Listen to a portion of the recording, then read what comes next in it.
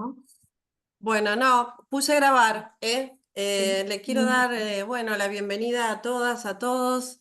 Estamos muy contentos. Pudimos iniciar todas nuestras propuestas de capacitación que tenemos programadas para este 2025. Hoy arrancamos con este trayecto de formación docente en educación inclusiva y derechos humanos. Bueno, para nosotros es una alegría que hayamos logrado tener tanta convocatoria porque son tiempos complicados, el tema del horario, pensando para que los compañeros y las compañeras puedan hacer la capacitación sin riesgo de perder el premio extorsivo que tenemos en esta provincia. Pero bueno, nos vamos acomodando. La idea es que podamos seguir ofreciendo estas propuestas de capacitación desde el instituto de SADOP Santa Fe, que es un instituto que se dedica a eso, a la capacitación de docentes, a la investigación en temas de educación. Y bueno, todas nuestras propuestas tienen esa mirada en clave sindical, digamos. Y decía esto de lograr este espacio para pensar, para reflexionar, para revisar las prácticas áulicas. Em, no nos fue tan sencillo lograr la resolución ministerial, pero bueno, acá estamos con esta propuesta que tiene, digamos, un cursado intensivo, tiene 6 seminarios. Hoy estamos iniciando este primer seminario justamente para hacer un recorrido de distintos marcos teóricos, para poder pensar un poco la educación inclusiva, la educación de derechos humanos, de la diversidad, esa educación como derecho y como de derecho de poder ser como uno es, ¿no? Así que en esta primera parte nos va a estar acompañando María José Borsani como capacitadora. María José es una compañera que viene trabajando con nosotros ya desde hace mucho tiempo. Ella es terapista ocupacional en salud mental de la Universidad de Rosario, para quienes no la conocen. Además es maestra especializada en educación diferencial. María José tiene mucha bibliografía escrita sobre justamente educación inclusiva. Eh, de hecho, es bibliografía que en los tiempos dorados del Infot estaba como referencia en muchas de las capacitaciones que hemos tenido posibilidad de cursar. Y esto lo digo así orgullosamente porque María José tiene una agenda bastante complicada y sin embargo siempre ella se organiza para poder estar acompañándonos.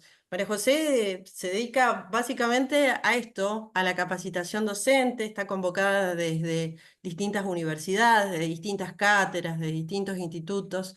Y bueno, como les decía, con nosotros viene trabajando ya desde hace un tiempo, de un tiempo largo. Así que eso, María José, quiero agradecerte y darte la bienvenida a esta nueva propuesta de SADO Santa Fe. Bueno, gracias Mirta, gracias por tus palabras, por el compromiso, por el estar, por el trabajo de SADOP Santa Fe, bueno, y por esta propuesta del instituto para realmente poder pensar educación inclusiva en clave de los derechos humanos. Me parece que esta es un poco la marca que hoy tenemos que orillar en todo lo que hagamos en educación, ¿no es cierto? Así que para mí es un gusto, es un compromiso muy grande, es verdad, desde hace muchos años, en distintas formas, en distintos lugares, pero hemos ido construyendo de alguna manera este trayecto, este seminario, que se va modificando y acomodando año a año. Y en este momento creo que también estos espacios tienen algo de resistencia, algo de encuentro, de fortalecimiento. El poder encontrarnos un día después de una jornada de trabajo a pensar algunas cuestiones que hacen a mejorar la educación y a nuestro compromiso con la educación, no es poco, no es poco. Y si lo podemos hacer y podemos estar acá, es porque hay una entidad que nos convoca, que nos nuclea, que nos cobija, que nos aloja, y eso es SADOP. Así que mi agradecimiento para SADOP, por favor. Este, Eso en primer lugar. En segundo lugar, agradecerles a todos los que están aquí, a todos y a cada uno y a cada una de los que se van sumando. Y la idea es construir algo del orden de un conversatorio, de un... Sí, esto tiene características de seminario, pero lo podemos ir armando entre todos, me parece que es lo que vale. Vamos a encontrarnos en dos espacios. Uno va a ser hoy, que va a ser más general, más mayorante, para pensar este momento que nos acontece, pero para entender el momento que nos acontece tenemos que historizarnos, porque todos pensamos que la escuela es una construcción sociohistórica y como construcción sociohistórica me parece que la vamos a revisar hoy. Ese va a ser el trabajo de este encuentro. Y en el próximo encuentro vamos a llevar un poco todas estas cuestiones, quizás teóricas, a espacios más prácticos, al aula, a nuestro quehacer cotidiano, a nuestra praxis, para repensarlas y que realmente podamos situarnos en una escuela inclusiva donde haya lugar para todos y todas. Ven que he abierto el chat. Me parece que podemos ir conversando por el chat. Ustedes pueden ir pidiéndome que me detenga, que sume algún otro dato, que volvamos atrás, ver algún gráfico en particular. Es interesante, Mirta, que esto quede grabado porque forma parte del reservorio al que ustedes pueden volver. Si hay algún tema en particular que quedó y que les interese recuperar, bueno, acá está. Entonces, me parece siempre de mucho valor el hecho de que la palabra pueda ser recuperada para retrabajarla. Esta es la idea entonces, hoy ir de lo general a lo particular en relación a un momento, y la otra cuestión va a ser ir a las prácticas en el próximo encuentro. Yo les decía que vamos a ir revisando un poco el por qué estamos hoy acá en una mirada historizante. Esa mirada historizante la vamos a hacer desde una rigurosidad muy estricta. O sea, vamos a mirar al pasado desde el hoy, entendiendo que cada uno de los paradigmas con los que nos vamos a topar ha sido lo mejor que el sistema educativo ha podido ofrecer en su momento. Para hablar de paradigmas, generalmente yo me sitúo en Kuhn. Kuhn es un psicólogo norteamericano muy valioso, mediados del siglo pasado, donde él expresa la idea del paradigma como un cúmulo de ideas que permiten la interpretación de determinados momentos y circunstancias de lo que acontece. Pero los paradigmas no son estables, no llegan para quedarse, no van a dar respuestas a lo largo del tiempo siempre las mismas, sino que los paradigmas se quiebran, se vacían de contenido, se fortalecen, pero también entran en crisis. Y cuando un paradigma entra en crisis, tiene que ir surgiendo otra nueva idea, otra nueva forma de interpretación, otro esquema referencial y operativo que nos permite interpretar la realidad. Entonces, ese nuevo paradigma que surge intenta posicionarse, intenta de alguna manera superar al anterior, pero los paradigmas siguen pugnando por su presencia muchas veces, y esto lo podemos ver no solo en los paradigmas educativos, sino en los paradigmas sociocríticos, históricos. Así que la idea de analizar los paradigmas tiene que ver casualmente con entender lo que hoy pasa y cómo se han ido posicionando.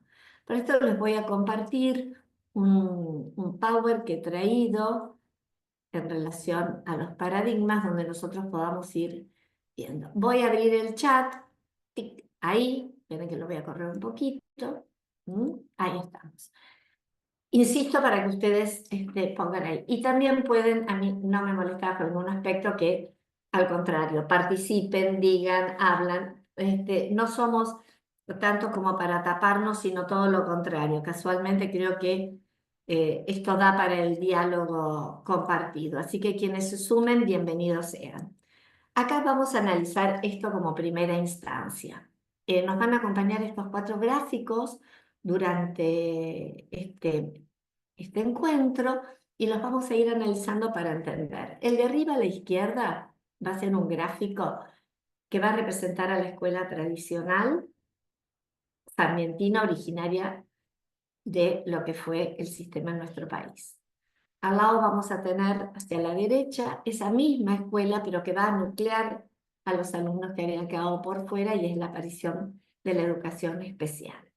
Y abajo, hacia la izquierda, un paradigma que podemos llamar el paradigma integrador, y hacia la derecha, el paradigma inclusivo, que es el paradigma hacia el que estamos intentando construir.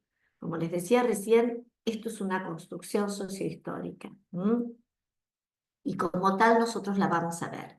Y cada uno de estos momentos ha representado un punto de llegada, lo mejor que se pudo ofrecer. Pero ese punto de llegada, desde esta teoría de los paradigmas que recién hablábamos, en determinado momento se transforma en punto de partida para arribar al otro paradigma. Entonces, desde esta modalidad y desde esta movilidad, les propongo ir avanzando. Fíjense este gráfico. Vamos a analizar este gráfico. Quien quiera escribe, quien quiera habla. ¿Qué vemos dentro de la circunferencia verde? Vemos esferas. Esferas todas iguales, me contesto. Todas iguales, de la misma forma, el mismo tamaño, el mismo color. Todas con la misma estética. No difiere en absoluto una de estas esferas de las otras esferas. Todo lo que no es esfera violeta está por fuera, ¿sí? Todos esos otros cuerpos no perfectos casualmente como la esfera, cuerpos con aristas, con caras, con rugosidades, con otras texturas, con otras improntas, todas esas han quedado por fuera. No pueden entrar en la escuela tradicional. Fíjense que esto entonces nosotros lo vamos a llamar paradigma homogeneizador. Homogeneizador o violetizador, si ustedes quieren, como para que a nosotros se nos vaya haciendo esta representación. Bien, este paradigma es el paradigma fundante y fundacional de la escuela argentina. Fue un punto de llegada superador de lo que había antes, que no era una escuela primaria, sino que eran educaciones aisladas que se daban para ciertas personas que tenían posibilidades de tener maestros particulares. Esto es el nacimiento de la escuela. Esta escuela que nosotros podemos decir que es la escuela tradicional de la Ley 1420, allá por 1884, que tuvo un sentido en un momento, en un contexto sociocultural determinado, que resultó ser inclusiva de alguna manera, si nosotros lo pensamos, ¿no? No desde los parámetros de hoy, pero alojó las grandes corrientes migratorias, los grandes movimientos internos poblacionales que hubo en nuestro país y que tuvieron la posibilidad de llegar a una escuela laica, gratuita, homogeneizadora, porque respondía al modelo homogeneizador del hombre racional de la modernidad en la creación de los estados, ¿no? Esta escuela tuvo una impronta monocultural, monocromática, heteropatriarcal, verticalista, donde, como veíamos en el gráfico de recién, no hay lugar para lo diferente. No. Esta escuela tuvo objetivos, contenidos, actividades y evaluaciones iguales. Era la impronta de esta escuela. Todos aprendiendo lo mismo. Entonces pensamos en alumnos homogeneizados. Lo diferente acá se tiene que someter, se tiene que asimilar, violetizar, podríamos decir, ¿no? Caso contrario, si no, se excluye, queda por afuera. En este modelo, quien no puede sumarse al modelo, fracasa. Fracasa el alumno. En los inicios de esta escuela, y yo les diría que lo hemos visto hasta la década del 60 del siglo pasado, lo que veíamos era el fracaso del alumno, que no se homogeneizaba, la repetición. Repite primero. Había chicos que habían repetido hasta 6 veces primer grado. ¿Mm? Y la escuela seguía con este modelo, a pesar de algunas preguntas que se iba haciendo, ¿no? ¿Por qué seguía? Porque era la escuela de la homogeneidad, la escuela de los trayectos lineales, la escuela de la anualización, esta escuela que a quienes no se violetizaban marcaba de una manera muy fuerte, ¿no? No alcanza, no llega, no sabe con ese no adelante. ¿Mm? Si nos ponemos acá en la intimidad de las 20 o 25 personas que estamos reunidas en este grupo, podemos pensar, como se lo llamó, ¿no es cierto? De madera, de palo, em, no tiene todos los caramelos en el frasco. Piensen formas en que se nominaron a estos alumnos, a ver si se les ocurre alguna otra, Pinocho. Porque esta escuela, como les decía, no tiene lugar para algo que no fuera ese alumno homogeneizado. Si se les ocurre alguna otra forma de nominar a estos alumnos, que seguro a mí se me acaba de ocurrir ese cuando, lenteja. Es medio lenteja. Bueno, esa forma de madera, dice Fabiana, sí. Mm. Miren cómo van apareciendo, tontos, sí. Bueno, estos alumnos tenían estos apelativos porque no podían sostener estos trayectos lineales, ¿eh? Era una escuela que proponía trayectos lineales. ¿Qué quieren decir trayectos lineales? Eran trayectos que respondían a la anualización, a una anualización que iba de marzo a diciembre. ¿Mm? En esos meses había que aprender determinada cantidad de contenidos. ¿Mm? No había otra opción, era eso. Y en diciembre teníamos que ver. 9 meses, fíjense ustedes, ¿no? Nosotros podríamos decir que en el calendario pedagógico esos 9 meses se ubicaban como un embarazo pedagógico para parir la lectoescritura, para parir la regla de 3, la tabla del 5. Era ese el momento. Por eso hablamos de anualización. Y en una simultaneidad total. Había que aprender todos de la misma manera, con los mismos métodos, en el mismo tiempo y eran evaluados también de la misma manera. Esto le daba a la escuela la gradualidad. ¿Pasará o no pasará? Parecía Martín Pescador, ¿eh? ¿El alumno iba a pasar o no iba a pasar? Esta escuela estuvo a cargo de las maestras normalistas en un inicio, cuando vinieron de Estados Unidos, que trajo Sarmiento. La historia de estas docentes es ampliamente conocida, y después cuando se crean las escuelas normales en la Argentina, también 1830 y pico, uno de los objetivos que tuvo fue la formación de los docentes argentinos. Esta maestra normal, que tenía un prestigio social y un prestigio familiar muy grande, ostenta el saber, sabe enseñar, esa docente. Y entonces, una característica de este momento fue ubicar problemas de aprendizaje. El alumno que no aprende tiene un problema. El problema es del alumno, problema de aprendizaje. Ese alumno del que yo les decía repite, creyendo que la repitencia iba a operar como una solución, generalmente repite, sigue repitiendo dentro de este modelo. Y después se da la exclusión, la deserción. La verdad que desertar del sistema educativo es una enunciación totalmente errada si la pensamos, porque es un menor de edad que no puede desertar. La palabra desertar viene del ejército y significa no responder a los mandos generales, ¿no? Entonces estos alumnos que no respondían a los mandos generales quedaban por fuera. Pero todo el cuestionamiento caía sobre el alumno y no caía bajo ningún aspecto sobre el sistema. Entonces, avanzando en esta mirada y en estas cuestiones paradigmáticas, nosotros vamos a ver este gráfico que recién nos ubicaba, ¿no? Lo vimos en la primera plana.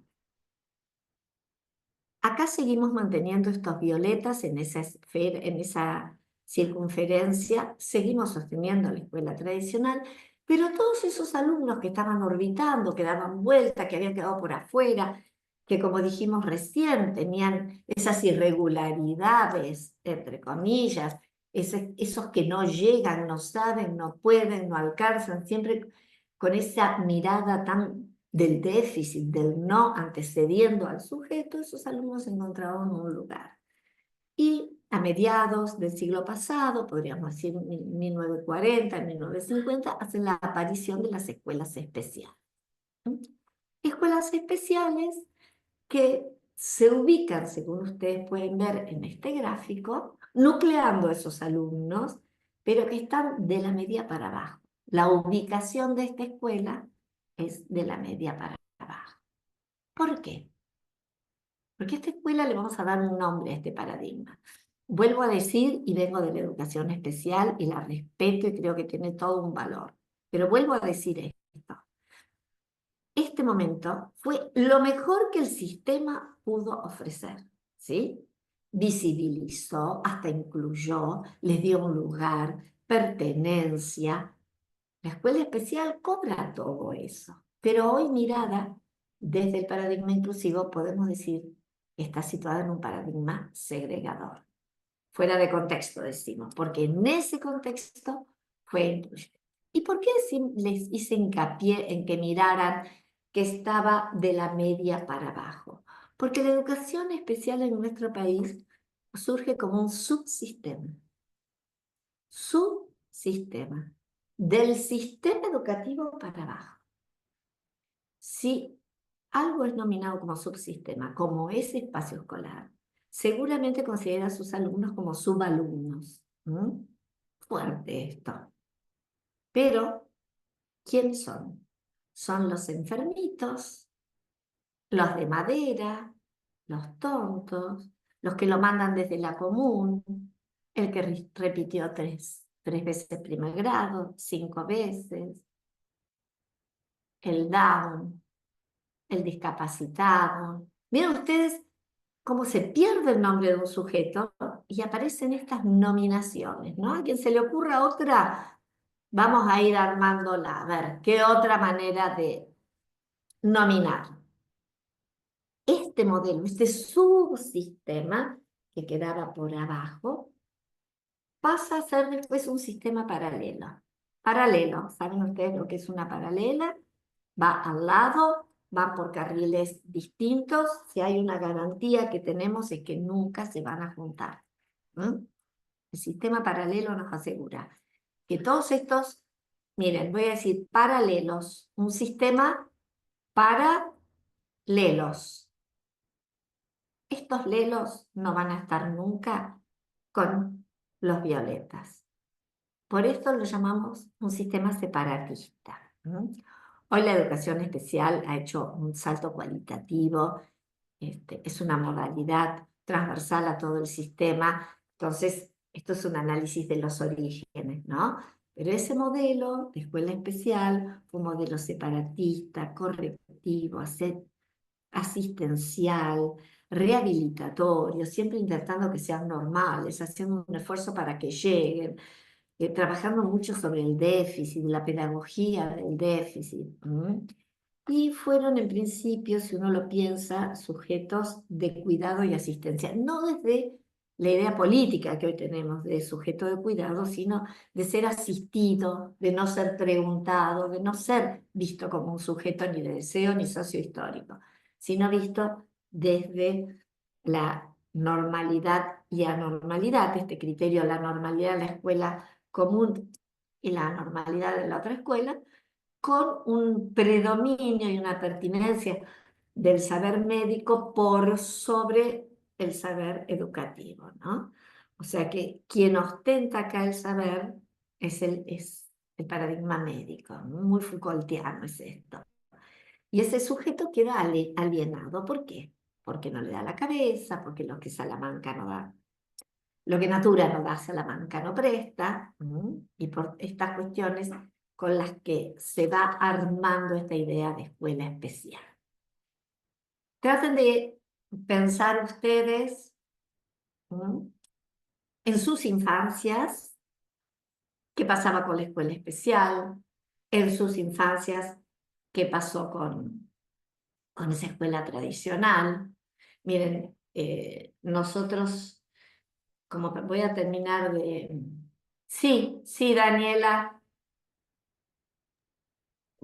Me acuerdo que creo que sigue funcionando. Acá en Santa Fe estaba la escuela Monteagudo, Ujú, que tengo entendido que era una escuela donde iban, no sé bien, pero creo que era una escuela donde iban los chicos que tenían alguna dificultad de aprendizaje, sobre todo. ujú. Entonces era muy común en la escuela primaria y también en la secundaria, cuando uno se peleaba con un amigo, lo quería cargar, le decía, ¿de dónde venís? ¿De la Monteagudo? Eso era Bien, muy común acá en Santa Fe. bien. Pero, ¿qué nos pasó? Una vez, yo estaba en la escuela secundaria en 1981 y un día nos trajeron a una compañera nueva que vino como a mitad de año. Y antes que ella ingresara, la directora de la escuela nos explicó que era una alumna de la escuela Monteagudo que por recomendación de sus asistentes iba a ingresar a la escuela que se llamaba Escuela Normal, al normal. Ah, no. Vaya la paradoja. Y bueno, yo estaba estábamos todos muy impactados porque esa escuela que nosotros utilizábamos para cargar o insultar a otro, de repente teníamos una compañera que venía de esa escuela justamente y que se iba a integrar en una época en que nadie hacía eso y nosotros no teníamos ningún compañero con estas características que ella tenía. Y la psicopedagoga de la escuela nos explicó que Ujú, ella, viniendo a la escuela con nosotros, iba a poder mejorar sus capacidades de aprendizaje.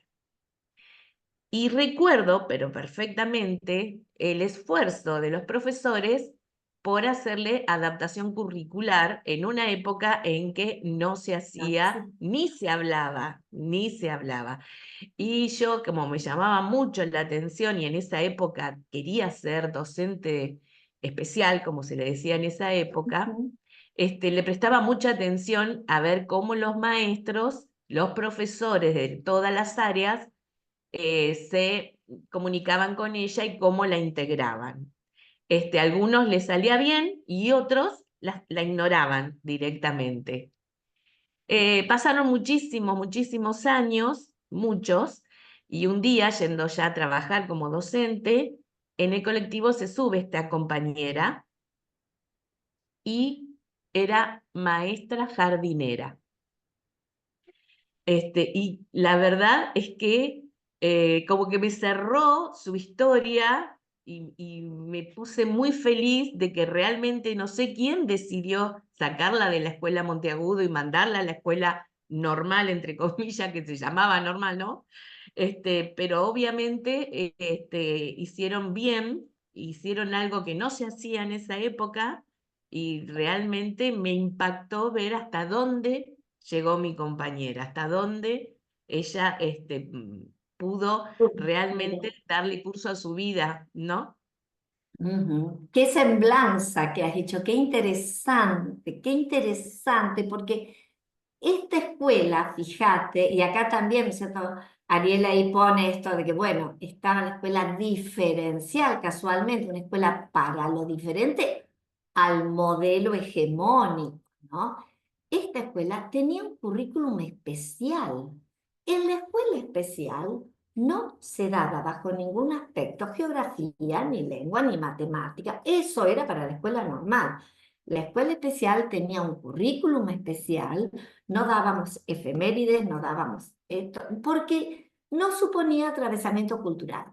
Por eso es lo que vos contás es visionarios, como abrir un abanico. Alguien tuvo una mirada realmente superadora. Estos pibes que iban a la comuna eran pibes que estaban en el barrio, que andaban, pero cuando entraban a la escuela era una escuela rehabilitatoria, entonces no daban San Martín ni Sarmiento. Yo te escuchaba y dos cosas pensé. Yo estoy en Rosario, soy de Rosario. En Rosario era una escuela que era La Piojito y había otra que era La Ratonera, acá nomás en San Lorenzo. Y eran escuelas donde iban los chicos repetidores, los que no podían estar en el sistema. Entonces, esas escuelas con nombres despectivos, ¿no? Y por otro lado también, Rosario, cuna de la bandera, el monumento a la bandera, 20 de junio, todos íbamos a la bandera. Y todos los chicos salían de la escuela esa semana con sus banderitas. Como la escuela especial no daba efemérides, el niño de una familia que iba a la escuela especial, estamos hablando de la década del 60, 70, no tenía su bandera porque no se suponía un atravesamiento cultural interesante.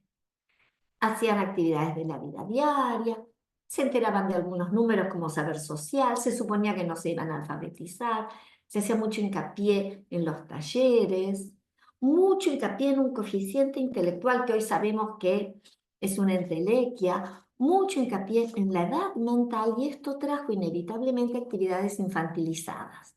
Porque si un pibe de 12 años estaba empezando a aprender los números del 1 al 10, 12 años, un prepúber, le daban de pintar pajaritos, paragüitas, y lo digo en diminutivo a propósito, paragüitas, caracolitos, conejitos, todas cuestiones infantilizadas, con lo cual acá había una valoración en menos siempre del sujeto, ¿eh? Y siempre iba a estar a cargo de alguien que estuviera en la reeducación, en la educación especial. Para eso estaban las maestras especiales. La señora que está acá, maestra en educación diferencial, de esa época que señala Ariel, sí. Miren, yo soy maestra especializada en educación diferencial y tuve una materia que se llamó, en la década del 70 estudié, del siglo pasado, esa materia se llamó pedagogía enmendativa. Enmendativa, como si en un sujeto en situación de aprendizaje hubiera algo que enmendar. No, pero era así. Este era el paradigma reinante de quizás la infancia de ustedes, ¿no?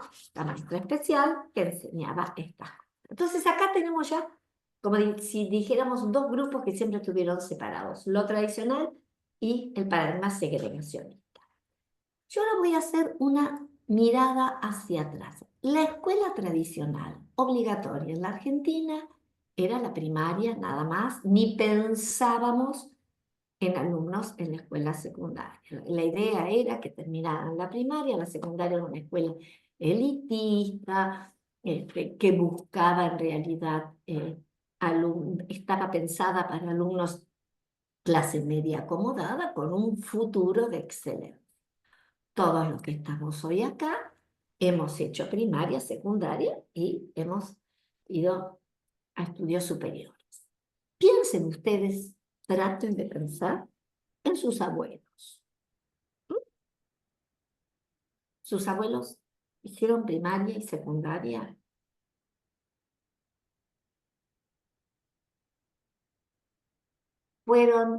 ¿Tuvieron posibilidades? No, ahí está Daniela, no.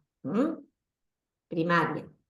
Yo siempre cuento que de mis 4 abuelos, primaria completa 2 primaria incompleta y ninguna secundaria completa. Ninguna. Ninguna. Mis padres ya sí, primaria, secundaria. Entonces, estos son cambios de paradigma muy fuertes, muy fuertes. Esta escuela lo que planteaba era todo lo que no se adaptaba a la escuela tradicional, venía acá. Ahí está, solamente hasta aprender a sumar y escribir, luego lo sacaban de la escuela para ir a trabajar al campo. Sí, señor. Eso, era bueno, aprendió a leer y escribir, por lo menos, por lo menos llegó hasta ahí. Bien. Entonces, con estas dos grandes categorías, de lo especial y lo común, se anduvo mucho tiempo. Con grandes cambios, sí. Y en el siglo pasado, a partir de la década de finales del 80, 90, en nuestro país empiezan a aparecer los procesos de vinculación y de ampliación en cuanto a la escuela común. Y aparece el paradigma integrador.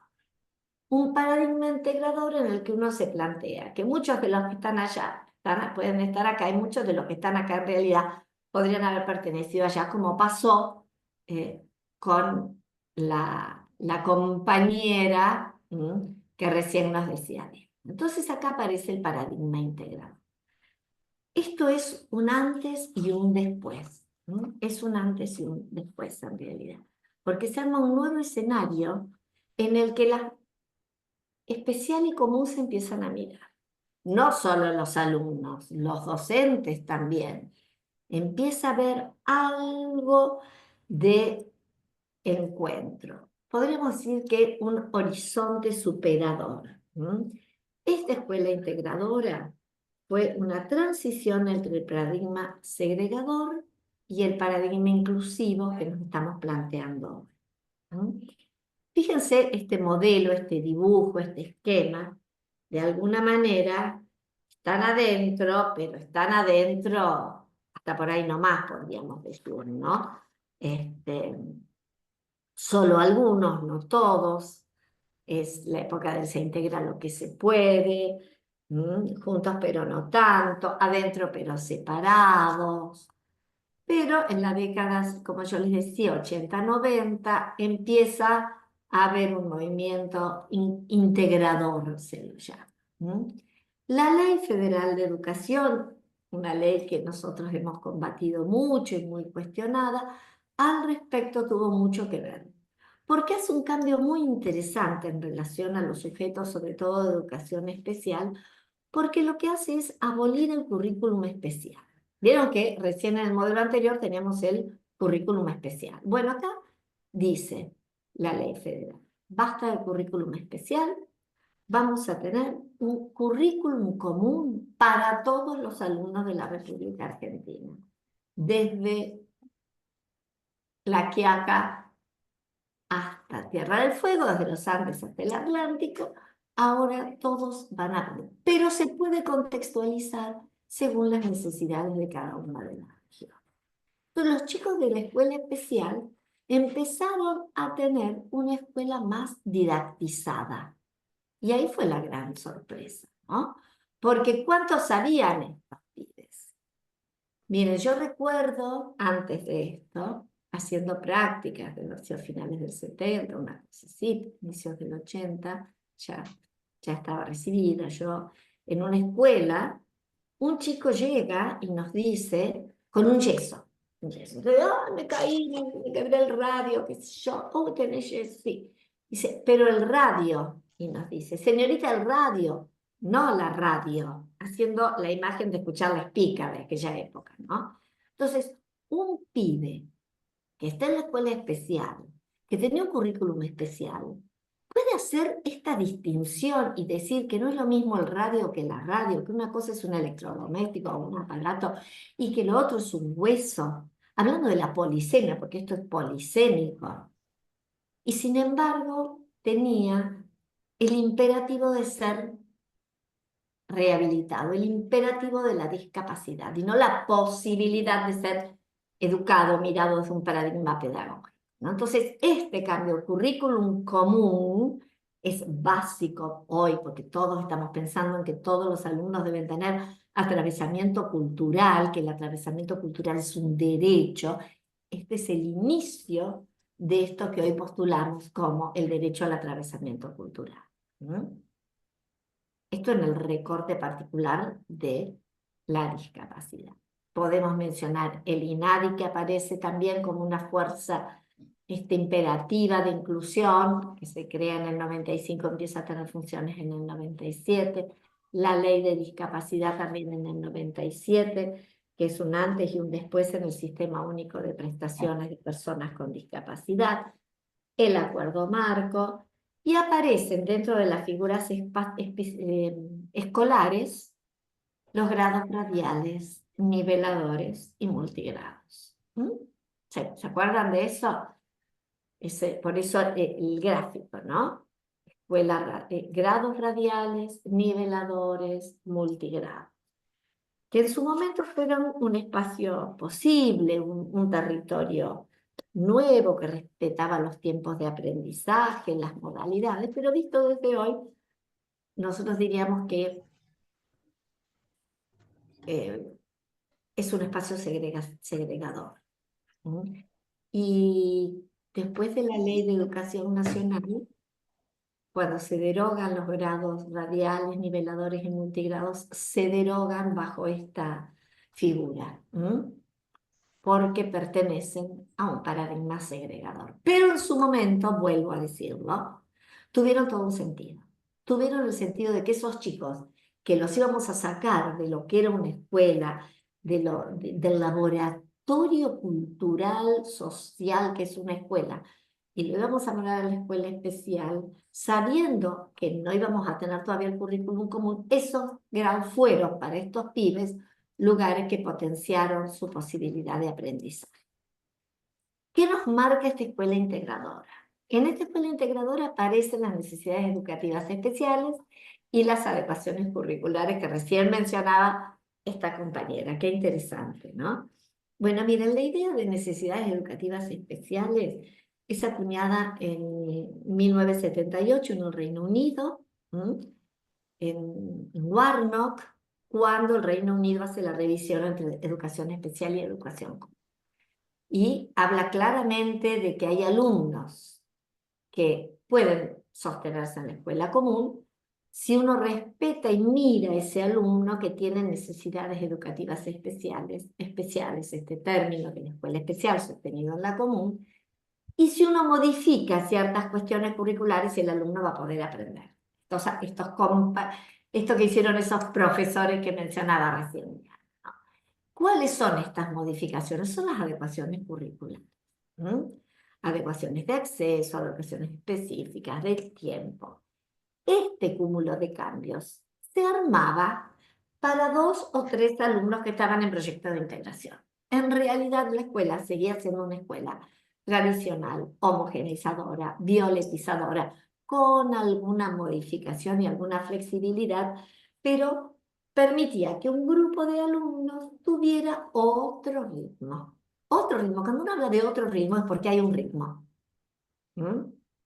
O un ritmo más lento, porque supone que hay un ritmo unificador.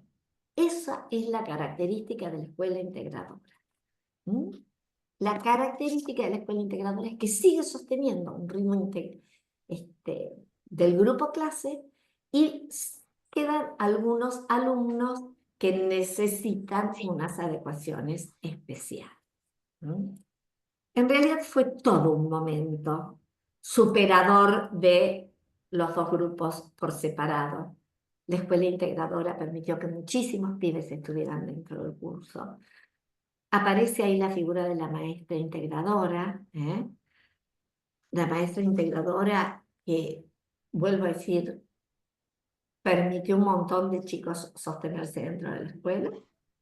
Y por otro lado, también podemos pensar cuántos quedaron en el camino por no tener maestra integradora. Una maestra integradora que es la primer figura de la escuela especial que llega a la común y empieza a trabajar. No fue fácil, no fue sin costos, pero esta maestra integradora tuvo distintos nombres según distintos lugares. Fíjense que en España se la llamaba maestra sombra. Sombra, pegadita, ¿Vieron la sombra? Siempre pegadita a uno, no se separa jamás, custodiando, cuidando. Hay una samba hermosa de la sombra, bueno. Ahí está la sombra, siempre al lado del pibe integrado, así, integrado. En nuestro país, en distintas provincias, tuvieron distintos nombres. Hoy voy a ser crítica con esos nombres. Maestra niveladora, como si los chicos fueran vasos comunicantes que tienen que llegar todos a un mismo nivel, violetizarse. Maestra compensadora, como si hubiera un fondo compensador de contenidos curriculares. Maestra aceleradora, había que acelerarlo para que llegaran a propuesta curricular. No, es más, los docentes tenían ese imperativo. No llego a desarrollar todos los temas. Entonces teníamos que avanzar y compensar. Maestra recuperadora. ¿Qué tenemos que recuperar? Eso es de otro paradigma. Maestra de apoyo. En realidad hoy esta figura también ha hecho un cambio muy grande, ¿no? Y ese cambio es el de pareja pedagógica del nuevo paradigma. Pero sí tenemos que reconocer que la figura de la maestra de escuela especial dentro de la escuela común fue muy importante porque pudo acompañar a alumnos, sostenerlos, andamiarlos.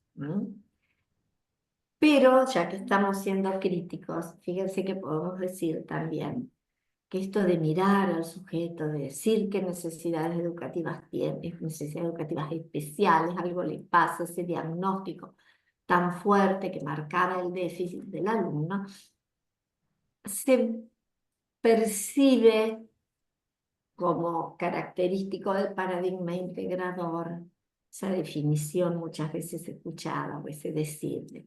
Tengo 27 alumnos y 3 integrados. Tengo 34 alumnos y 3 integrados. 4 que vienen de la escuela especial. 2 que Down. 3 con retraso. Entonces yo tengo como un grupo, que son los 27, los 32, los 42, las violetas, y otros que están acá. En realidad esto lo podemos extender a otros lugares. 3 repetidores, 4 de la villa, 5 medicados, 6 tobas, 4 bolivianos. Entonces, esto a nosotros nos habla de que este discurso lo que hace es confundir esencia con condición, porque uno lo que tiene son alumnos. Esa es la esencia. La esencia del grupo clase es que todos son mis alumnos. Esa es la categoría, la esencia. Con alguna condición que, bueno, la iremos viendo. Pero la esencia es que todos son alumnos. Entonces, esta escuela integradora que fue, bueno, Víctor, ahí tenés por qué hacemos esta revisión. Hacemos esta revisión casualmente para que nosotros podamos entender lo que pasa en el día a día de nuestras aulas. Interesante lo que pones. Ahí estamos parados, porque también tenemos que ver dónde estamos parados, por qué estamos parados donde estamos, qué acontece, ¿no? Entonces, este fue el gran cambio, salir de especial y común, pensar en la escuela integral. Pero nosotros vamos a hacer un salto cualitativo que tiene que ver con el paradigma inclusivo. Paradigma inclusivo, que es el paradigma de este siglo, paradigma del siglo XXI, paradigma del derecho, paradigma del tercer milenio, el paradigma de la diversidad. Así se lo llama este paradigma, ¿no? Ahí tienen un gráfico.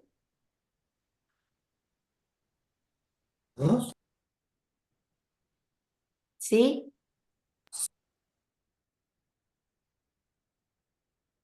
Bien, si alguien quiere hacer un comentario, lo hace encantadísimo. Bueno, este es el paradigma, como yo les decía recién, de la diversidad. ¿Y qué quiere decir el paradigma de la diversidad? Es el paradigma de lo variado, de la diferencia, de la desigualdad, de lo distinto. Eso es la diversidad. Este es el siglo en el que hablamos de diversidad. Entonces, desigual, distinto, complejo, desemejante, plural.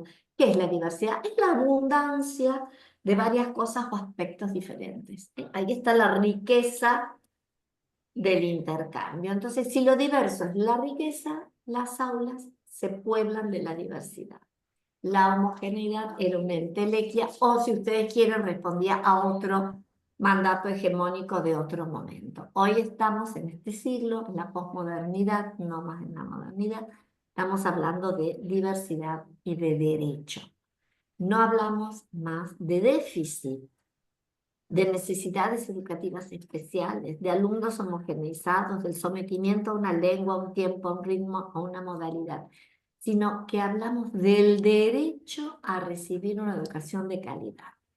El derecho que le asiste a cada alumno que va a la escuela a que la educación que recibe sea de calidad. Ahí tenemos que ponernos a pensar qué es educación de calidad. ¿Es lo mismo para todos? ¿O es la respuesta a la necesidad educativa de cada alumno, a lo que cada uno necesita, que es la calidad educativa, ¿no? Fíjense ustedes cómo vamos cambiando ciertas cuestiones que tienen que ver con cuestiones culturales, con acervos muy fuertes. Entonces, la diversidad en las aulas, y hemos trabajado mucho con todo esto, porque diversidad étnica, los grandes movimientos poblacionales, los países limítrofes, este mundo globalizado, diversidad lingüística, chicos que llegan, que hablan portugués o que hablan paraguayo, y bueno, y chicos que vienen con una lengua gitana y llegan a los grupos, y todo esto de alguna manera pensado desde la interculturalidad y el valor educativo de la interculturalidad. ¿Mm? Ese valor tan fuerte que hemos podido sostener en relación a pueblos originarios, en relación a esto que yo les decía de países y provincias limítrofes. También la diversidad es subjetiva. Hoy estamos hablando de nuevas formas de hablar, nuevas formas de estar, nuevas formas de amar, nuevas formas de situarse, nuevas formas de contactar, de aprender. Lo vimos durante la pandemia, ¿no? Diversidad familiar, la nueva definición de familia, ¿no? Familias ensambladas, monoparentales, matrimonios igualitarios, adolescentes embarazadas, niñas, adolescentes que están en esta situación dentro de la escuela. Diversidad religiosa, sociocultural, política, económica. Y ahí hasta Yo como expliqué mal, yo que entendí mal. en relación a diversidad, ¿verdad? Pero esto se nos suele quebrar cuando hablamos de discapacidad. La escuela de la diversidad no es la escuela de la discapacidad. La escuela de la diversidad es la escuela de todos. Y entre todos está el sujeto con discapacidad. Por eso hablamos de diversidad. Si nosotros viniéramos enunciando diversidad, tendríamos que estar diciendo diversidad étnica, lingüística, poblacional, subjetiva, diversidad funcional. ¿Qué es la diversidad funcional? Es la discapacidad pensada en clave de derechos humanos. Ahí estoy, porque el eje teórico del modelo social de la discapacidad, el modelo social que tiene que ver con una nueva forma de mirar la discapacidad, lo que nos dice es que la discapacidad está en el contexto, no en el sujeto. Que no quiere decir que no exista. Lo que quiere decir es que un sujeto con todos los apoyos necesarios puede ser plenamente partícipe en la sociedad. Pero el modelo de la diversidad va mucho más allá, porque nos habla del derecho que tiene un sujeto de participar y de ser parte de esa sociedad, independientemente de su capacidad. Corre el eje de la capacidad y pone el eje en los derechos humanos, en la dignidad. Miren ustedes cómo nos vamos a derechos humanos. Salimos de capacidad y nos ubicamos acá en pensar, yo se los voy a pasar para que ustedes después si lo revisan tengan la placa.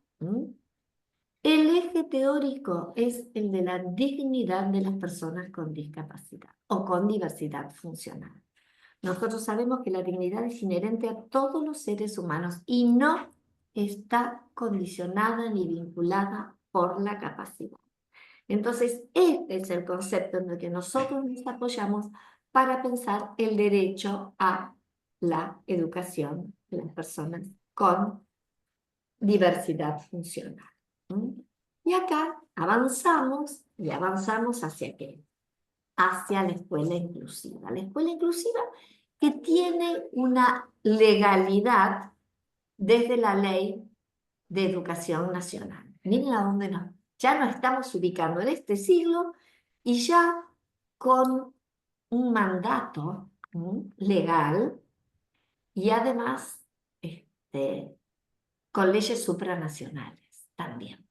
¿Por qué? Porque ya hablamos del modelo social de la discapacidad, pero además la ley de infancia en el 2005 habla de una educación para todos y habla de no patologización y no medicalización de la infancia.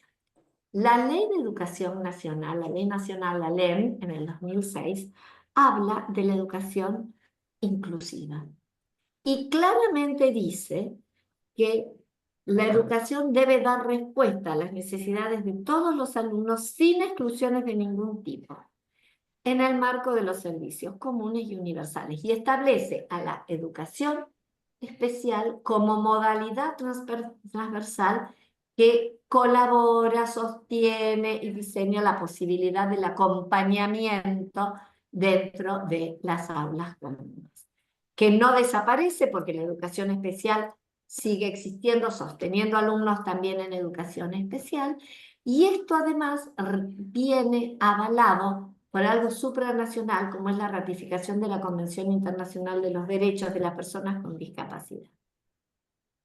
Sumémosle la ESI, sumémosle la Ley de Educación Mental, sumemos a esto,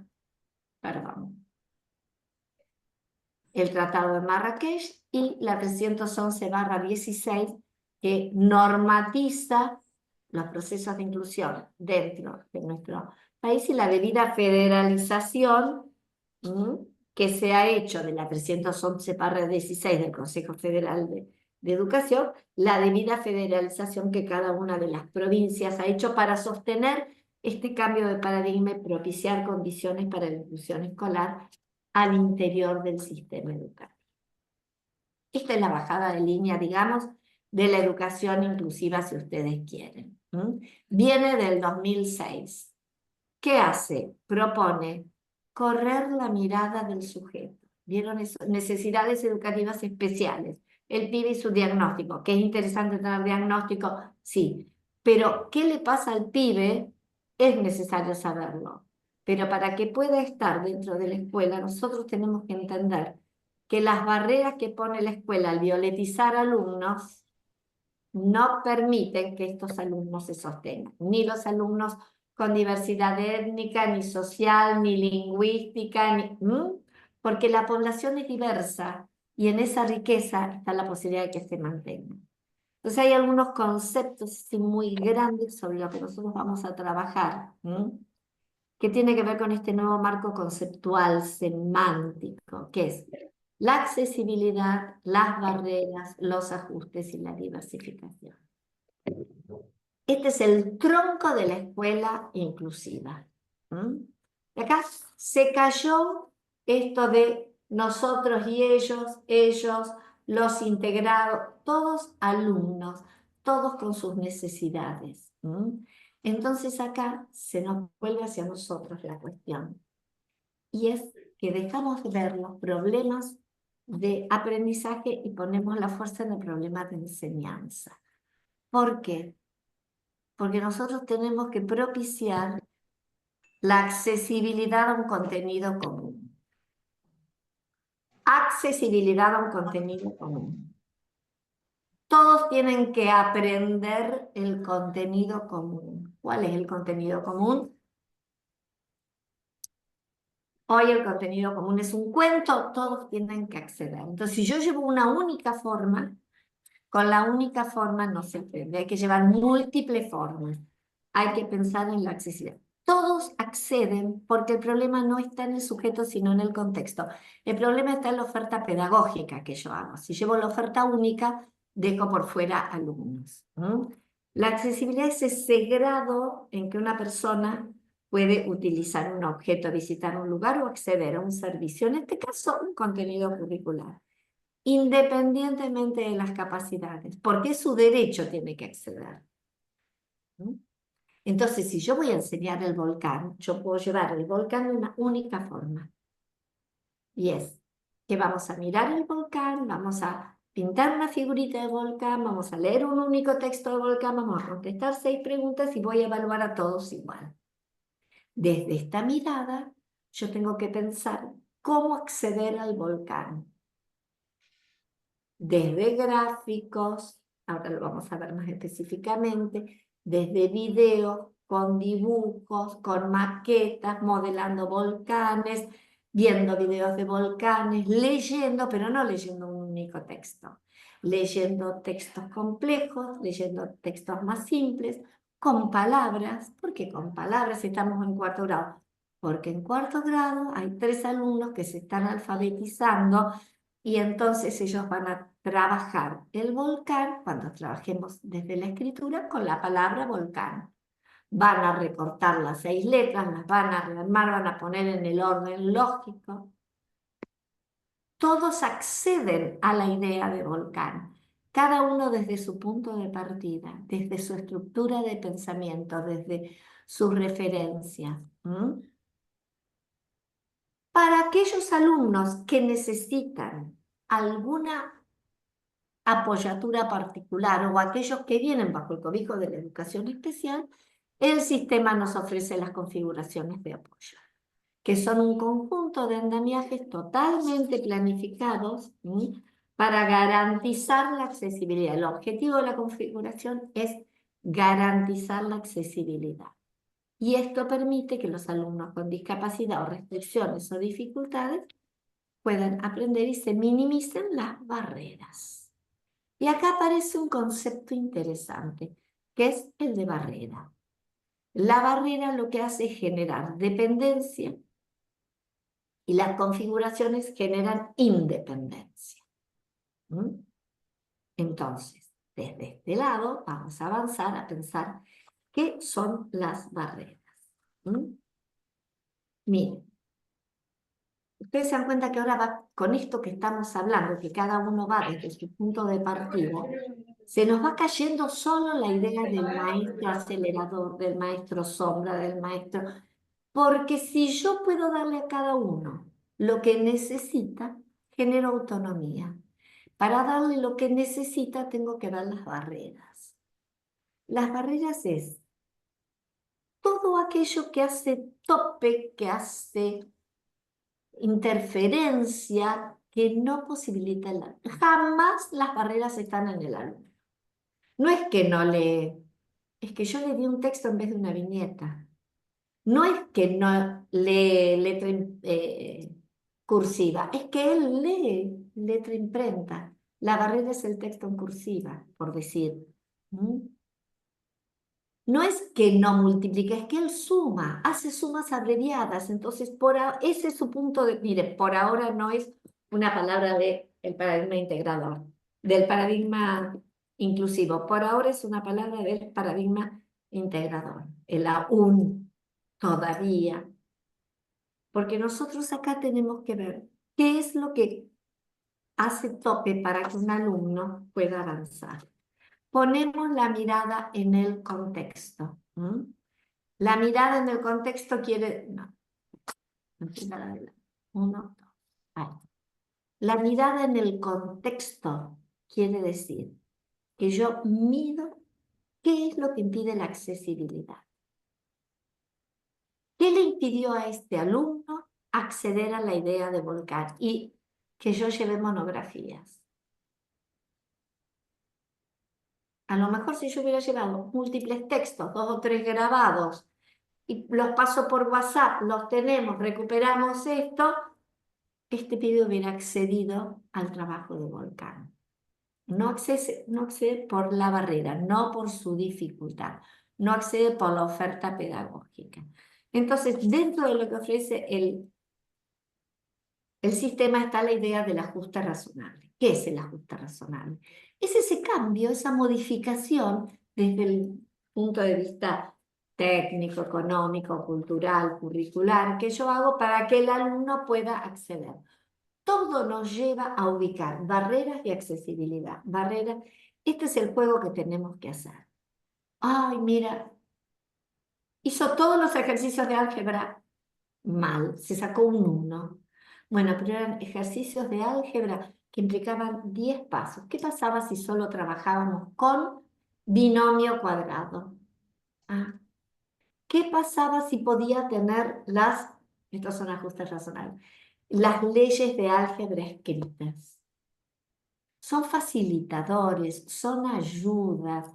Las ayudas se copian, se piensan, se inventan, se ponen en práctica, se llevan adelante, son contagiosas, porque posibilitan que los pibes avancen. ¿Mm? Entonces, para armar un aula inclusiva, yo tengo que dejar de trabajar con la propuesta única. Igualar desiguala. En pedagogía, igualar desiguala. Igualar nos lleva a la escuela tradicional de la violetización. Y hoy la idea es que los chicos estén en la escuela desde los 4 años hasta los 18. Hoy, desde la Ley de Educación Nacional, tenemos una escuela secundaria obligatoria sin distinción. Todos en la escuela secundaria. Ahora, si yo voy a seguir sosteniendo una escuela de élite, parcializada, compartimentada, con contenidos que no consideran la diversidad del alumnado, no voy a poder alojar a todos los alumnos. Entonces, tengo que entender que el trabajo es la diversificación curricular. Vamos a trabajar específicamente en diversificación curricular en el próximo encuentro. Vamos a trabajar ahí. ¿Qué quiere decir la diversificación curricular? Quiere decir que voy a llevar al aula la mayor cantidad posible de recursos, estrategias, métodos, propuestas para que los pibes puedan acceder al contenido que voy a trabajar. Si voy a trabajar la palanca, bueno, voy a llevar ejemplos, voy a llevar gráficos, voy a llevar textos, voy a llevar grabaciones, voy a llevar videos.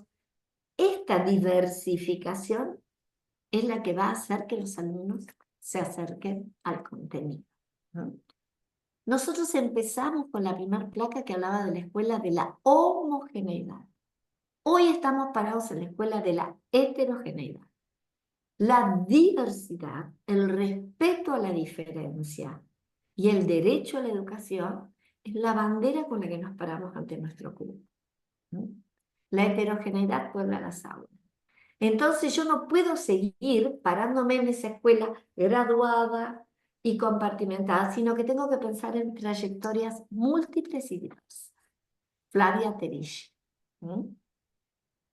Tengo que pensar en aprendizajes interaccionistas, colaborativos.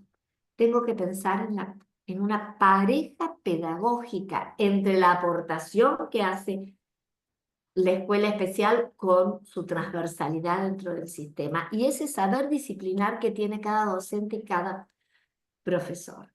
Ahí se conforma un par pedagógico entre la aportación que hace un equipo o una escuela especial desde la modalidad y ese saber disciplinar. Y este encuentro, que tiene mucho que ver de corresponsabilidad, para que realmente los alumnos se sostengan dentro de la escuela. No es solo para un alumno con discapacidad o diversidad funcional, no. Lo que uno puede crecer pedagógicamente a partir de la intervención de la modalidad especial es notable. Y lo vemos, porque más de una vez un profesor o una maestra le dice a alguien de especial, vos sabés que lo que me diste, que lo pensamos para Juancito, yo lo usé para todos. Lo usé para todos. ¿Por qué? Porque nosotros tenemos que pensar nuevas formas pedagógicas, formas no tradicionales, desde la diversificación, ubicarnos acá y entonces nos vamos a correr y vamos a pensar en los problemas de enseñanza.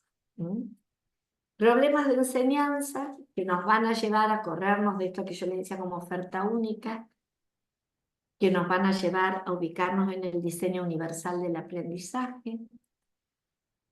Diseño universal del aprendizaje DUA, que no es un método, es una postura filosófica. Quien lo toma como un método supone de antemano alumnos, y esto hay que pensarlo en función del grupo clase. Entonces hablamos de diversificación, pero ¿cuál es la idea? Es que todos van a aprender, todos van a acceder con formatos variados, distintos.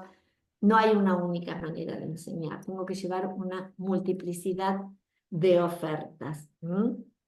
Entonces, si yo voy a diversificar, todos van a acceder. Miren, una idea de diversificación tomado del DUA es cuando uno ve un noticiero y ve que hay un periodista que habla, con un zócalo que viene escrito, con una imagen que muestra lo sucedido y con un intérprete en lengua de señas. Esa multiplicidad de información, cada uno va tomando. ¿Cuántas veces nosotros no interpretamos algo y por lo gráfico lo tomamos?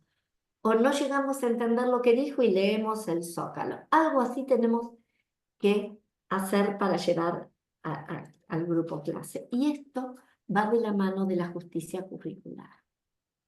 Justicia curricular que tiene que ver con justicia social. En el libro Escuelas y Justicia Social que trabaja con él, que tiene que ver con la justicia afectiva, de la que habla Karina Kaplan, y que la justicia curricular tiene que ver con el currículum único, general y universal, porque apela al derecho a aprender y que esos aprendizajes sean valiosos para participar, para democratizarse.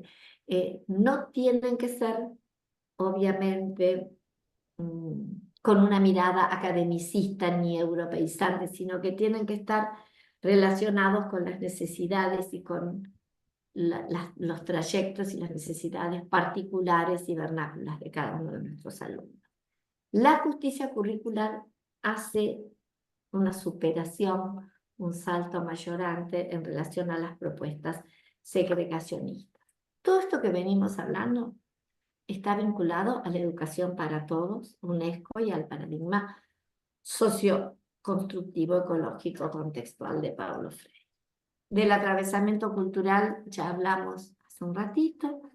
La escuela tiene que garantizar ese patrimonio cultural y social, y que está íntimamente ligado a todo lo que sea la justicia social y curricular. Esta escuela está relacionada a superar la idea de los grados, a pensar en trayectorias escolares, en corrernos de esos andares fallidos que tiene la mirada hegemónica, cuando habla de alumnos lentos, rápidos, que no cumplen con los tiempos previsibles, que no sé cuáles son los tiempos previsibles, o cuando habla de ingresantes tardías, o ausentismo, o sobredad, o repetidores. Eso es de otro momento. Hoy nosotros nos tenemos que situar en trayectorias escolares que no condicionen la evolución dentro del sistema. Que sea un seguimiento de la vida académica, un seguimiento del tránsito subjetivo y que tome el punto de partida de cada alumno. No es que está atrasado, tenemos que mirar el punto de partida. Por eso, acá viene el concepto, y ya voy terminando, de transposición didáctica. Transposición didáctica lleva al AR, pero digo, transposición didáctica diversificada. No hay una única forma de hacer una transposición didáctica. También la diversifico. Ese saber sabio, saber de líder, que yo tomo para hacer un saber comprensible, accesible, esa transformación, no tiene que ser única, tiene que haber múltiples transposiciones didácticas diversificadas. Lo mismo la secuencia didáctica. Estamos mirando la didáctica como el arte de intervenir en los aprendizajes, pero lo estamos mirando a la luz de estos nuevos postulados inclusivos. Entonces, la secuencia didáctica, que es en la escuela tradicional y lineal, particional, con tiempos únicos, acá la vemos no lineal, sino espiralada, que se va ampliando. Y al verla espiralada, lo que vemos en esa construcción abierta es que cada alumno encuentra un punto de partida donde situarse. Cada uno con, si quieren, su estilo de aprendizaje, su inteligencia múltiple, que yo ahí lo pongo entre comillas, pero con su forma, con su modalidad. Acá cada alumno encuentra una forma. ¿Por qué?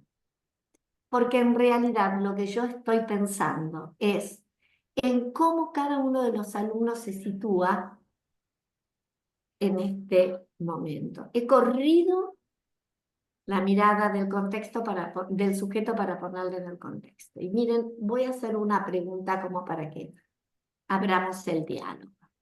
Si ustedes van a salir con chicos de 4º grado, ¿ustedes comprarían 35 remeras talle 9? No, ahí ya está. No, obvio.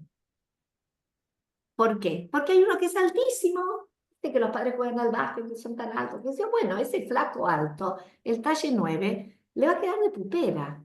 Y hay otro que es chiquitito que usa el talle 5. Y entonces ese que usa el talle 5 le va a quedar de camisón. Y otro que es gordito y le va a quedar todo salchichón. Entonces no va.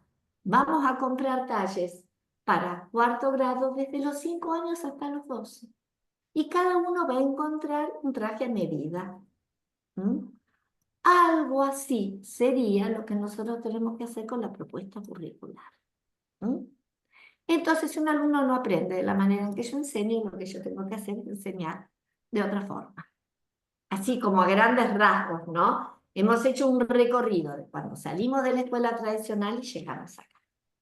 Entonces, ahí van 2 o 3 preguntas para pensar. Una es si volvemos al esquema de la escuela inclusiva, ¿qué modificaciones le harían? ¿Les parece que ese gráfico ese gráfico de violetas y los otros puede tener alguna modificación? Pregunta 1. ¿Cómo que lo modificaríamos? Pregunta 2. ¿Desde qué paradigma estamos hablando? ¿En qué lugar estamos parados hoy? ¿Qué paradigma predomina? ¿Qué les parece? Micrófonos abiertos. Buenas tardes, buenas noches. Hola, Ezequiel por Ezequiel. acá. Me parece que está muy bueno esto del gráfico. Me parece que está muy, muy lindo para pensar. Y en este sentido, la cuestión de los violetas, digo, también me quedo pensando si existen tales violetas o si efectivamente no somos todos con formas distintas y cosas modos distintos, ¿no? No sé si existe la normalidad como tal, el normal. Eh, Algunos nos adecuamos más a los paradigmas de normalidad, pero en el fondo somos todos diversos. Yo creo que el aula es como toda bueno, es un microcosmos de lo que es la sociedad, en el fondo, que somos todos diversos, pero que también hoy en día seguimos con esta tensión de homogeneizar en todo, homogeneizar o en cierto sentido entender como cierta hegemonía de todo, del pensamiento, de los cuerpos, de las sexualidades, de todo, ¿no? Entonces ahí, bueno, me parece que la escuela en cierto sentido tiene que marcar como un rumbo, el horizonte de cuestiones que hay que trabajar un montón, o sea que estamos demasiado en veremos, digo, a nivel social. Eh, Pienso, por ejemplo, lo de los cuerpos hegemónicos, que es un claro ejemplo, ¿no? De qué cuerpo debiera ser el que hay que seguir y cuál no. O lo normal y lo normal. Y así como eso, digo, en todo se traduce esta cuestión, que claramente para los profes nos implica todo un desafío y todo un esfuerzo porque hacer, diversificar todo implica un montón, implica un laburo. Pero bueno, pero ahí, bueno, me parece que está lo interesante el desafío. Sí, y ya me parece muy interesante esto que traes porque es una reflexión muy grande en relación a, bueno, ¿qué es el otro para mí? El semejante, desde qué parámetros yo lo pienso, qué es esto tan fuerte que hemos tenido de la homogeneidad. Mirá lo que hacen los otros, hay que ser igual al otro, el que no es igual es normal, es anormal. Bueno, cuestiones que tienen que ver también con la historia escolar de cada uno. Creo que acá inevitablemente nosotros tenemos que revisar la historia escolar nuestra y la historia pedagógica. Recién yo pensaba también, bueno, ¿han tenido ustedes compañeros con discapacidad en el curso? ¿Tuvieron en la historia escolar o tuvieron en el barrio y no los tuvieron en la escuela. Muchas cuestiones como para ir a repensar.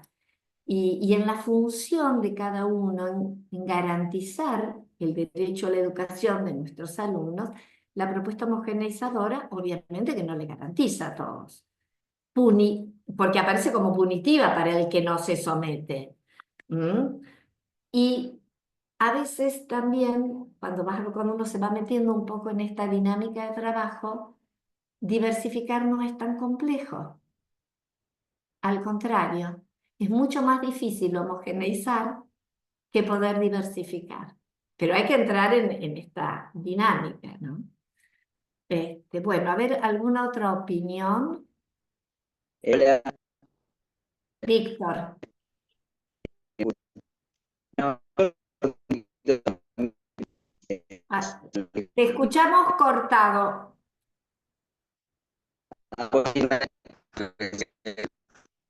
A ver si sacás la imagen.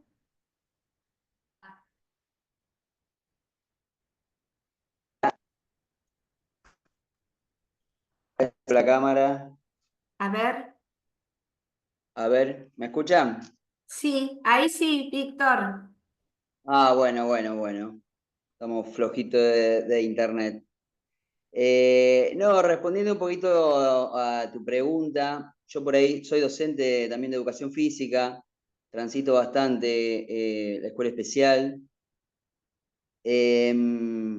Y no hemos avanzado demasiado, pienso, en los paradigmas. Estamos como en una mixtura entre el segregador de la escuela especial y el integrador, que han mandado a los chicos a integrar, pero en realidad cuando vos hablas con los docentes, siempre te hablo de educación física, o por ahí con las maestras integradoras que vos mencionabas, Ajá, sí.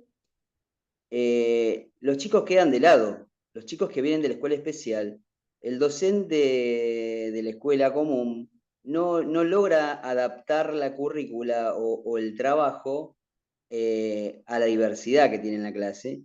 Y los chicos terminan quedando relegados en la masa de esos violetas y solo queda el título, digamos, sí, estamos integrando y la realidad nota que no pasa eso.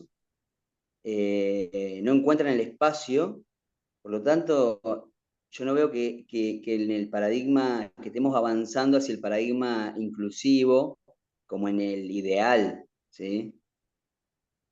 Por eso justamente decía que, como, te había puesto en el chat al principio, que hay discursos que todavía se repiten, ¿sí? Que tiene que ver con eso, con que no, tengo dos integrados, no, eh, estos chicos son esto, o esa misma tarea o ejercicios infantiles, que por ahí no sé qué hacer, lo pongo a pintar. Cuestiones que estamos ahí como estancados en esa parte, ¿no? Qué claro y qué valiente tu discurso, porque hay que pararse para decir esto. Estamos entre el paradigma segregador y el integrador. Bien.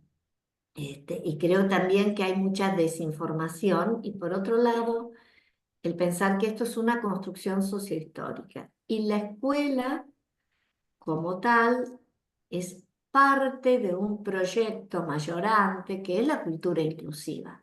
¿Mm? Sí. ¿Y cómo andamos en cultura inclusiva? Gran pregunta. Bastante flojo, me parece.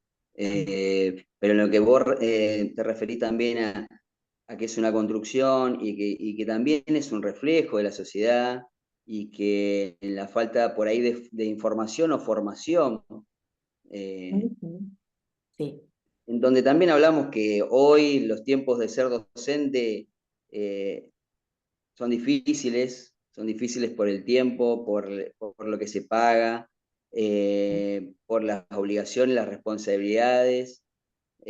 Bueno, pero sí noto, por lo menos en la experiencia real o en el estar por ahí en contacto con algunos, este tipo de estancamiento, que también es social. Me parece que hay, digamos, una política que tiene un retroceso en el pensamiento de esta materia, ¿no? Sí.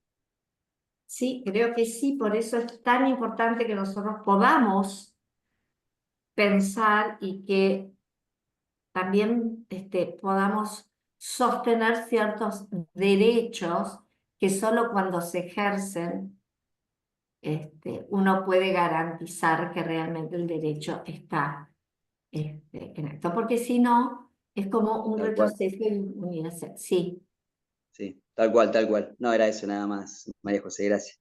no, gracias a vos, por favor. Sí,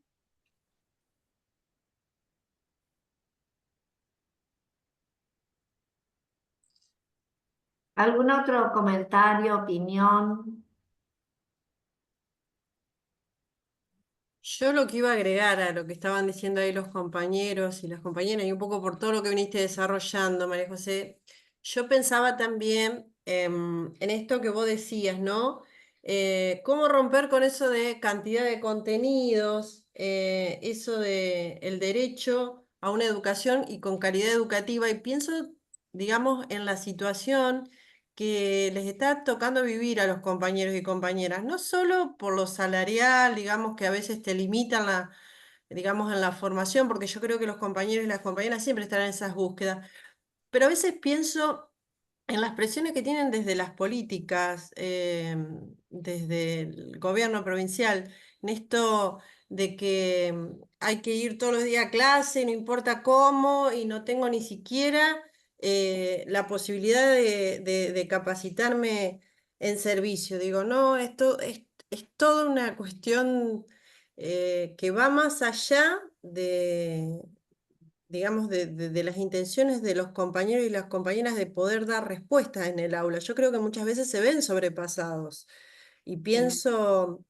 en las realidades que les tocan, de aulas superpobladas, quizás las presiones inclusive de las mismas patronales, de incluir varios alumnos y la docente muchas veces se encuentra sola frente a eso, a esa situación, ¿no? Y cómo dar respuesta. Bueno, de hecho hoy hay muchos compañeros y compañeras que están en esa búsqueda y que creo que por eso están formando parte de este trayecto, pero digo, es compleja la situación, ¿no? Más Sí. allá de...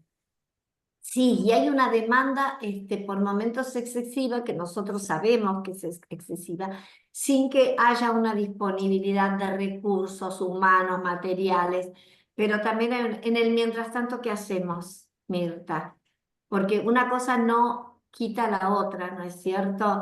El esfuerzo tremendo que hace el docente para sostener su lugar, mientras seguimos con esta lucha. ¿Eh? Que cada vez es más compleja y más difícil. Y te escuchaba en cuanto a la formación, estamos hablando de docentes que ya están recibidos, pero vos fíjate que los docentes que se están formando, por ejemplo, el tema de escuelas y aulas inclusivas, se ve en un seminario optativo. Ujú. ¿Mm?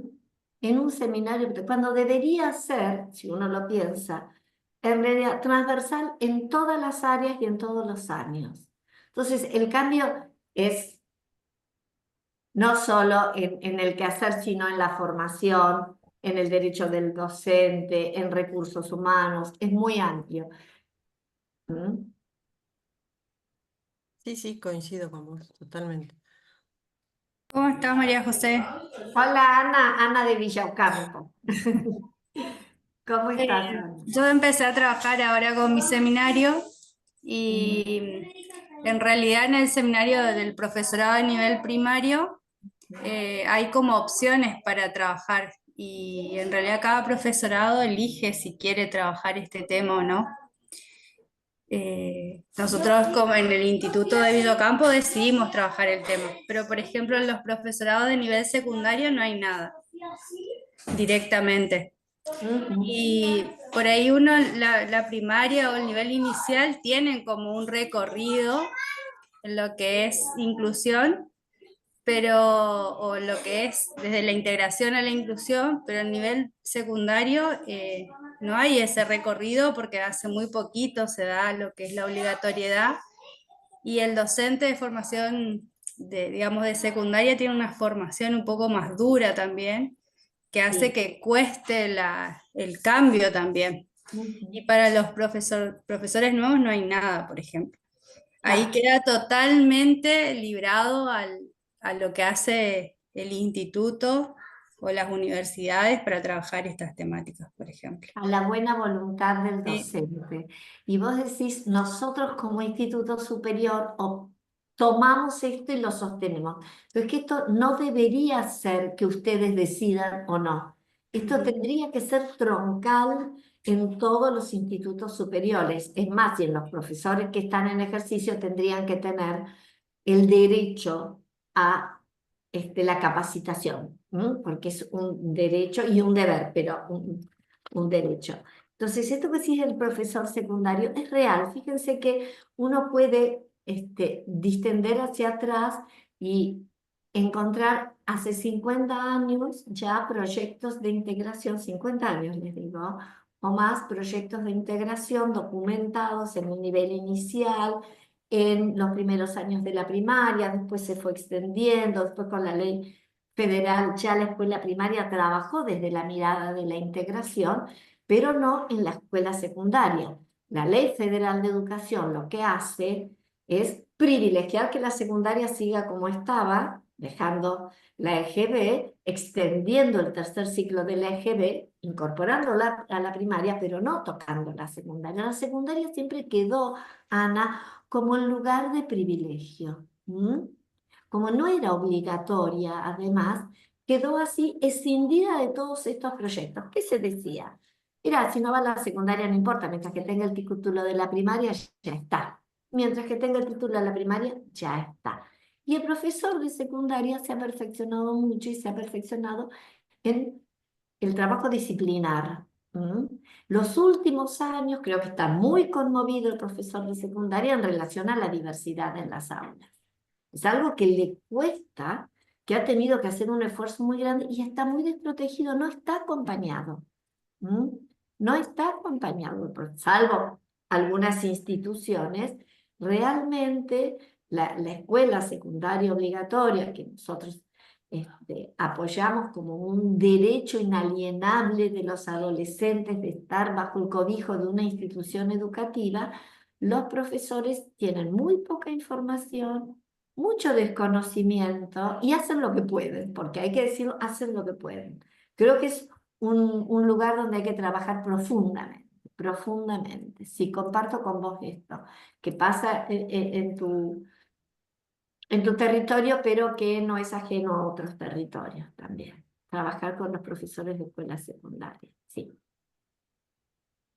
Analía, te escuchamos.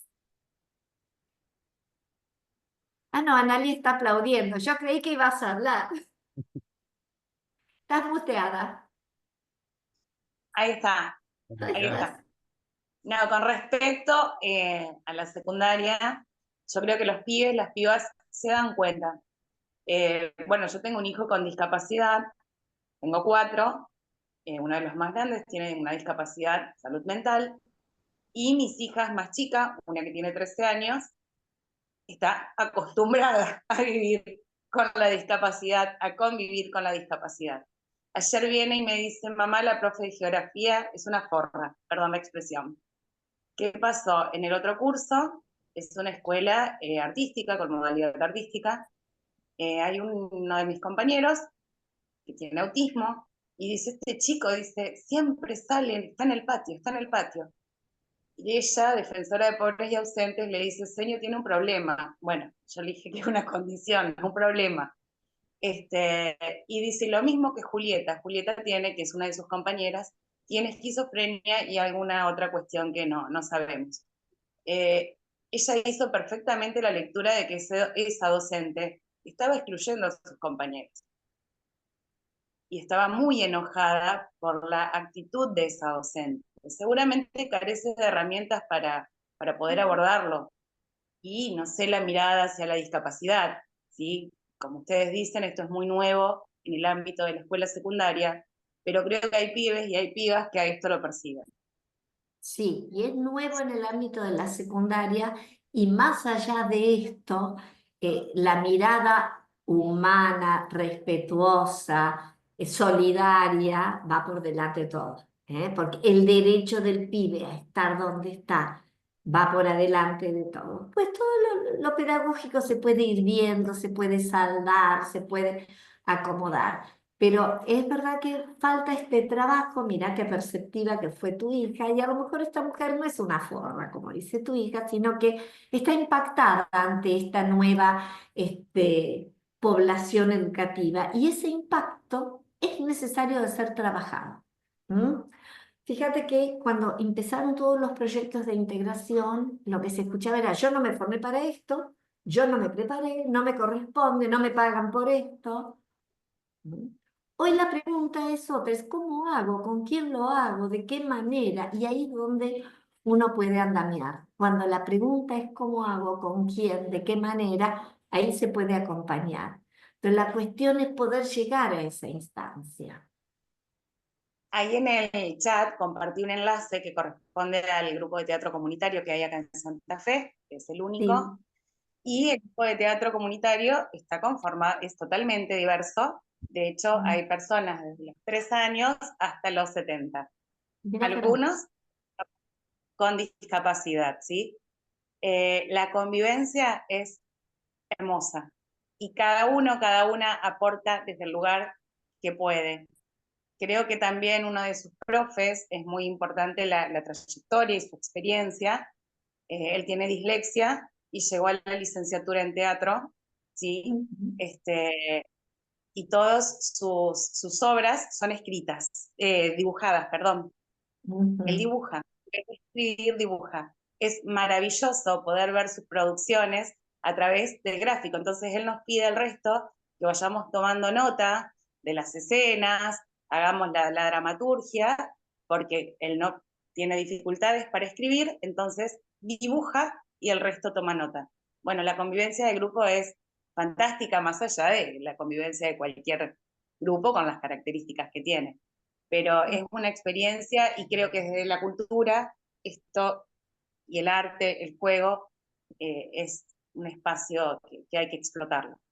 Sí, yo te escucho y digo, los profesores y los docentes están también muy urgidos muchas veces por lo académico.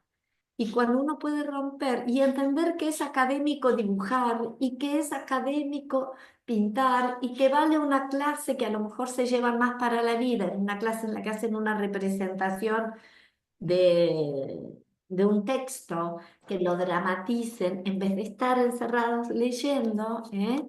Entonces, los otros días un profesor dice, me pasé dramatizando El Matadero, de Esteban Echeverría. Y la verdad que los chicos entendieron el matadero después de que nosotros hicimos la representación. Lo habían leído, pero no habían podido llegar al meollo de la cuestión. Entonces, bueno, estos recursos que están en la vida, que son tan interesantes y que se pueden usar en todas las materias, es parte de esa formación que muchas veces el profesor en secundaria no ha tenido por un exceso de academicismo y que tenemos que empezar a construir y a compartir y a socializar. Creo que por ahí viene un poco la cuestión, ¿no? A mí me pasó, yo doy Claro. ciudadanía en quinto año y doy filosofía también, ciudadanía y derecho, y le había llevado un texto que hablaba del otro. Ellos tienen una compañera que tiene, o sea, no es no vidente, sino que ella tiene muchos problemas visuales, prácticamente no ve nada. Un problema congénito. Y bueno, ya, al hablar del otro salió esta cuestión de la otra persona que tiene discapacidad, el derecho a la educación, y ellos hicieron un análisis de ella y cómo es ella, o sea, de cómo es su trayectoria escolar, y hicieron todo un análisis de esto. Y bueno, y hablamos de inclusión y además hicieron el análisis de lo que es estar, digamos, para una persona estar incluida dentro de la escuela y demás. Y me decía, pero me parece que con ella no pasó eso. dice, excepto en ciertas clases que los profesores como que le brindan herramientas y demás. Y bueno, y ahora le empezaron, bueno, le digo yo, pero ustedes también tienen que ayudar, porque tal vez ellos no sabían de toda esta cuestión. Y bueno, y ahora el otro día estábamos en filosofía, yo trabajo con ellos diarios filosóficos. Y bueno, y ante una pregunta que ellos hacen, y ellos estaban escribiendo y yo la traje a Silvana conmigo y estábamos analizando la pregunta. Y bueno, Silvana lo que tiene es que es muy dispersa también, así que se va mucho. Y bueno, entonces empezamos a hablar, hasta que ella contesta la pregunta que ella quería contestar, que ella se hizo de filosofía. Y con Sudai dijimos, ¿por qué no empezar a grabarla? Que no haga un diario, porque ella no puede escribir porque no ve. Bueno, y estamos intentando grabarla, por ejemplo, en todas estas reflexiones que ella hace sobre preguntas existenciales de su... Y los chicos le ayudan con eso y le van preguntando y le van sacando cosas y le van leyendo textos a ella para que ella... Y bueno, y a partir de ahí empezó. No la pudimos grabar todavía porque tiene como una voz muy bajita, entonces nos cuesta mucho grabarla, pero estamos haciendo intentos para que quede un registro en realidad. Sí, y Porque- fíjate, Ana, estos compañeros quizás no habían tenido la oportunidad, mira lo que te da, la oportunidad en su vida de intercambiar con alguien con una dificultad visual de esta cuantía, de convivir con alguien que tuviera esta En situación. realidad siempre la tuvieron, pero para mí nunca tuvieron como bueno, esto pasa con ella y podríamos ayudarla en este Claro, aspecto. nunca A mí tuvieron nunca. esta Sí, posibilidad de ida y vuelta con ella. sí, Era como una isla que estaba en la sí, escuela, como alguien que iba... sí. Bueno, esta posibilidad de ida... Esto es una experiencia de vida fuertísima, no para la alumna, para todos. ¿Eh? Y además, si ustedes lo piensan en generaciones anteriores, la discapacidad estaba escondida. ¿Mm? Este mandato homogeneizador hacía que todas esas personas a lo mejor estaban en el fondo de la casa, se habían ido al campo, se las escondían, no estaban. Bueno, este cambio de paradigma es para todos, no es para los alumnos y la educación, es para todos el cambio de paradigma. Bueno, Silvana, te escuchamos. Silvana, Buenas tardes, no sé si me escuchan o me ven porque la verdad que no sé cómo está configurado, pero te bueno, escuchamos muy bien. muchísimas gracias, saludos a todos y a todos. Eh, me parece sumamente interesante lo que acabas de decir respecto de que debemos entender que es académico también dibujar, dramatizar,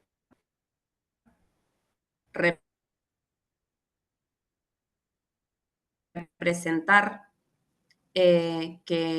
porque de hecho son disciplinas académicas. Ujú. ¿Y me escuchan? Sí, medio Porque cortado, pero te vamos siguiendo. no sé qué pasa. Porque no sé qué pasa con la compu. Y otra cosa que quiero aportar es desde la experiencia que estoy viviendo con el hijo de mi hermana que entró a primer grado y es autista. Y el primer día de clases la maestra le dice, cuando ella lo va a retirar, le dice, mira, vamos a recortar la jornada porque él no sabe agarrar el lápiz, él no sabe copiar del pizarrón, no sabe esto, no sabe lo otro. Y yo la acompañé y le digo, me parece importante que sepas que él no sabe hablar, no sabe ir solo al baño, que le tenés que, en realidad sabe ir al baño, pero tenés que avisarle que él sabe señalar, que él sabe. Entonces, de repente, es importante, me parece a mí, que para incluir también, o sea, llevar adelante una enseñanza inclusiva, si partimos desde lo que no puede el alumno, estamos como poniendo una barrera, digamos. Ujú. Exacto. Y El no punto de así si Sí. partimos desde lo que puede, desde lo que sabe. Es algo que aprendí este último tiempo con Angelito. Bueno, qué buena experiencia. Gracias. Porque el punto de partida es lo que un sujeto sabe. Si nosotros hacemos una lista de las cosas que podemos hacer y las que no podemos hacer, vamos a superar ampliamente las que no podemos hacer. La pedagogía se ha preocupado en marcar lo que el sujeto no puede, no lee, no sabe, no escribe, no esto, no otro, ha sido el eje. Bien, ¿y qué sabe tu alumno? ¿Qué puede tu alumno? ¿Cómo puede? ¿Desde dónde? ¿Cuál es? Esto es algo que también tenemos que pensar mucho. ¿Cuál es su estructura de pensamiento? ¿Es concreta? Bien, ¿vos qué le diste? Ay, sí, yo lo pensé como un... Yo ya lo pienso como un pibe que está en el abstracto. No, no está en el abstracto, está en el concreto. Ah, ahí en la barrera la estamos poniendo nosotros. Pensar qué puede, cómo puede, por dónde puede ir, es posibilitante. Lo otro es obturante. Entonces, por ahí es por donde vamos a ir, porque nosotros somos agentes de inclusión o agentes de exclusión. ¿Sostenemos los pibes dentro de la escuela o decimos no va más? Si estamos haciendo eso, estamos yéndonos a un paradigma de otro momento, de otra realidad. Bueno, Mirta, vamos a dar la tarea. Estoy viendo la hora que se hizo, no me había dado cuenta. Ya superamos las 20. ¿Quiere alguien hacer algún último comentario? ¿No? Bueno, seguramente Mirta les va a hacer llegar en la plataforma. No, Van a hay muchos encontrar. compañeros que ya están en plataforma porque hay varias compañeras acá que son delegados y delegadas y ya están habilitados en plataforma y los otros Está bien. los vamos a ir habilitando. Usuario y contraseña es DNI y DNI. Ya está Ujú, subido el material que nos pasó María José y bien. con una actividad para pensar o repasar de lo que estuvimos hablando hoy en un foro. Así que Sí.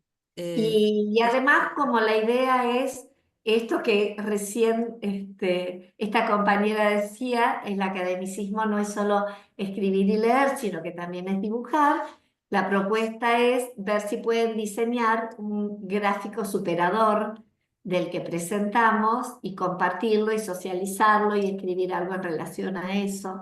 Pero nos pareció también que el que nosotros tengamos que dibujar es ponernos en situación de superar el academicismo. Así que hacia allá vamos, intentemos hacerlo y bueno, y queda abierta todo, hay varios trabajos para que puedan leer y nos encontraremos en la próxima para seguir pensando y sobre todo para llevar todo esto que hoy hemos pensado